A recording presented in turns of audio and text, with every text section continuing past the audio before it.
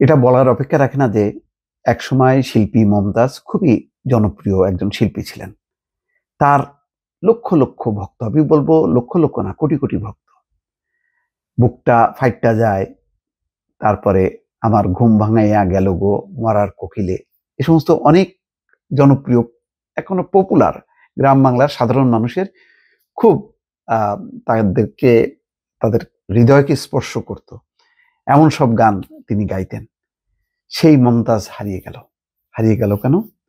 ওই যে রাজনীতির বিষাক্ত শ্বাস প্রশ্বাসে বা রাজনীতির বিষাক্ত ছোবলে শেষ মমতাজ।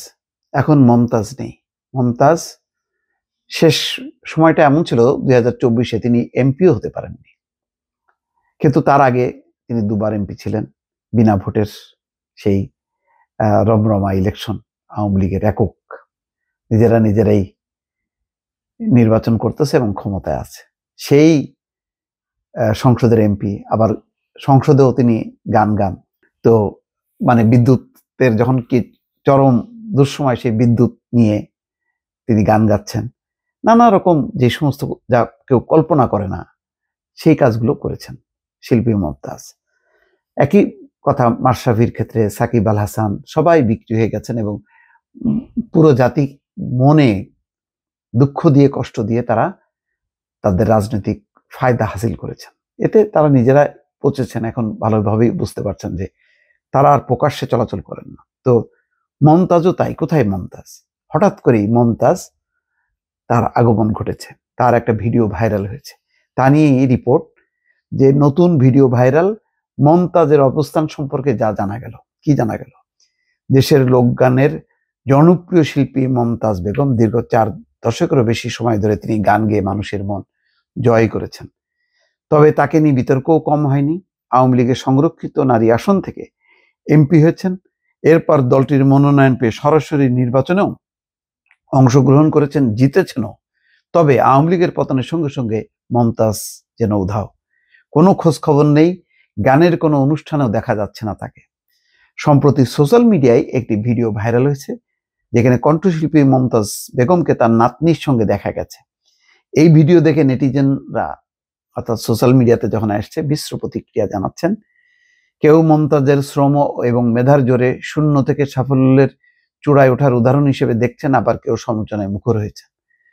অনেকেই তাকে ভোট চোর, স্বৈরাচারের দোসর, পালিয়ে যাওয়া আপার সৈনিক বলে মন্তব্য করছেন।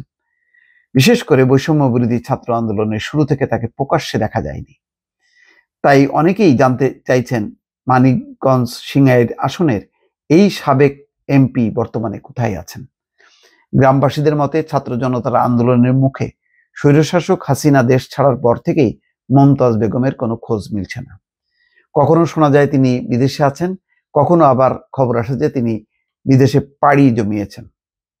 শিল্পীর ঘনিষ্ঠ সূত্র বলছেন যে বর্তমানে তিনি দুবাই আছেন, তবে কিছু বিশ্বস্ত সূত্র দাবি করছে মমতাজ এখনো ঢাকাতেই আছেন, তার সাবেক এক স্বামীর মেয়ের বাসায় আছেন। যাই হোক, এই খবরগুলো হলো খুবই দুঃখজনক। মমতাজদেরকে পালিয়ে বেড়াতে হবে, এত বড় শিল্পী, জনপ্রিয়, কিন্তু ওই যে তারা নিজেদেরই এইভাবে একটা বিপন্ন করেছেন। এর জন্য কাউকে দোষ দেওয়া যাবে না। তাদের লোভ, রাজনৈতিক লোভটা তাদেরকে একদম শেষ করছে। এই বিএনপি আওয়ামী লীগের বিভাজনের মাঝে তাদের উচিত ছিল শিল্পী হিসেবে দেশের মানুষের পক্ষে তাদের কমিটমেন্টটা থাকা। একজন সাংবাদিক, একজন শিল্পী, একজন খেলোয়াড় যদি বিক্রি হয়ে যায় কোনো দলের কাছে, তখন আর তার প্রতি সবার সব পক্ষের যে ভালোবাসা, সেই ভালোবাসা থাকবে না। এখন মমতাজ সেই রাজনীতির ফাঁদে পড়ে এখন সে চিড়ে চ্যাপ্টা অবস্থা। দর্শক ভালো থাকবেন, আল্লাহ হাফেজ।